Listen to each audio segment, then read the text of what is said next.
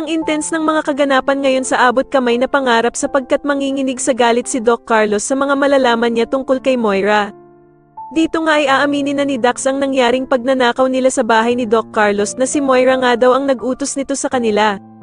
Samantala ay tuluyan na nga ding makakarating ng Japan itong si Doc Robert dahil sa kagustuhan nitong mahuli na nga ang bruhan niyang asawa na si Moira. Kaya naman sa wakas nga ay makukumpleto na naman ang pamilya nila kasama sila Annalyn at Lynette. Sa kasamaang palad nga lang ay mauuto siya ng damanhitang si Zoe at aakalain niya nga natutulungan siya nito bagkus ay magiging sagabal ito para mahuli niya si Moira.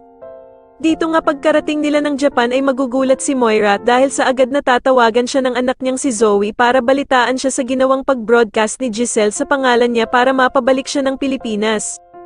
Samantala ay talaga namang napakahusay nga ng mga kontrabida sa palabas na ito dahil nga sa galing ng kaibigan ni Doc Carlos na asikasuhin si Moira, ay matatapos nga daw niya ito sa loob ng 3 araw lamang at magkakaroon na agad siya ng bagong passport.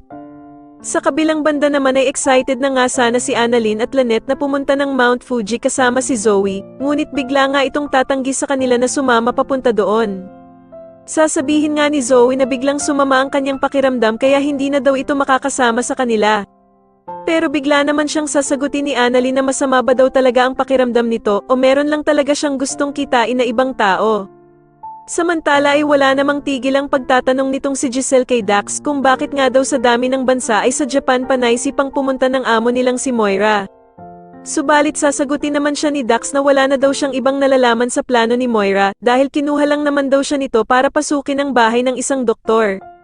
Agad namang tatanungin ni Giselle kung sino daw ang doktor na tinutukoy nito at laking gulat niya nga nang sabihin ni Dax na kay Doc Carlos nga daw ang bahay na ipinautos sa kanila ni Moira.